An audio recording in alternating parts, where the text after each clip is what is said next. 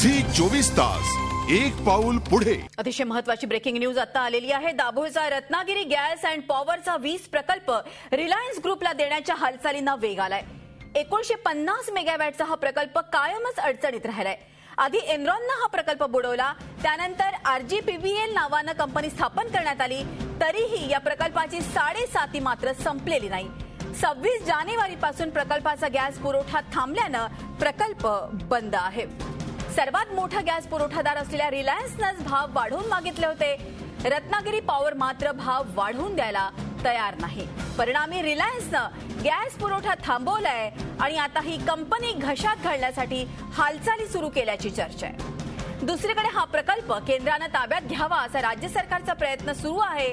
केंद्रानेही budget अधिवेशनात हा प्रकल्प सुरू करण्याची शपथ घेतली आहे। मात्र रिलायन्स सोबत वाटाघाटी सुरू असल्याची विश्वसनीय माहिती झी 24 तासच्या हाती लागलेली अतिशय महत्त्वाची अशी ब्रेकिंग न्यूज आपण बघतोय।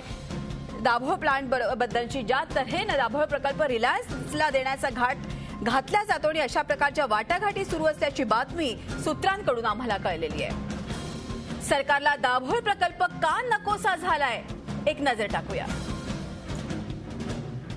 युती सरकारच्या काळात रत्नागिरी गॅस वीज प्रकल्प कार्यान्वित करण्यात आला। प्रकल्पाची क्षमता 1950 मेगावॅट वीज निर्मिती एवढी होती। आजपर्यंत कधीही पूर्ण क्षमतेने वीज निर्मिती होऊ शकलेली नाही। सरासरी 600 ते 800 मेगावॉट वीज निर्मिती करण्यात येत होती। गॅसच्या कमतरतेमुळे वीज निर्मितीत मोठ्या प्रमाणात घट झाली आहे। वीज निर्मिती घटल्याने उत्पादन खर्चात वाढ झाली, त्यामुळे आणि बाजारात 3.25 रुपये प्रति युनिट दर असताना दाभोळचा दर मात्र 4.75 रुपये प्रति युनिट पेक्षा जास्त आहे।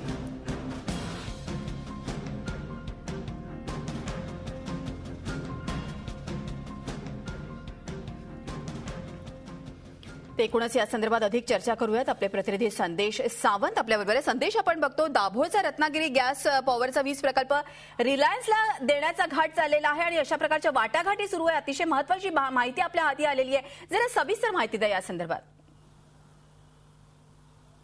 मृदुला, आपल्याला सर्वांनाच माहिती आहे की हा जो प्रकल्प आहे, पॉवर प्रोजेक्ट जो आहे, हा सुरुवातीपासूनच अडचणीत सापडलेला आहे।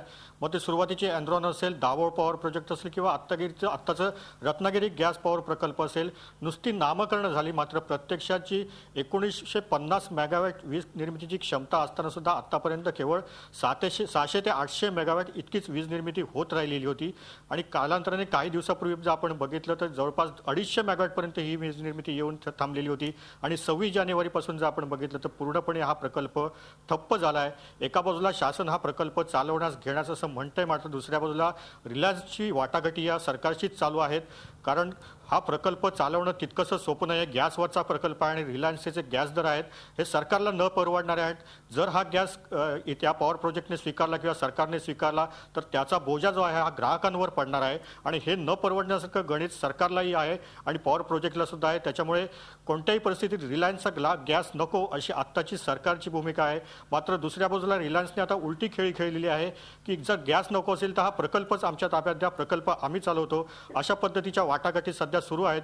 त्यामुळे ह्या प्रकल्पाचं भविष्य निश्चितपणे अंधारात आहे असंच म्हणावं लागेल आणि याचा फटका आहे हा येत्या काही दिवसात वीज ग्राहकांना बसणार आहे। निश्चितच हा सगळा फटका वीज ग्राहकांना बसणार आहे। धन्यवाद संदेश, ही माहिती दिल्याबद्दल। आमचे प्रतिनिधी संदेश सावंत एकूणच या संदर्भात आपल्याला रत्नागिरीहून माहिती देत होते। झी 24 तास एक पाऊल पुढे।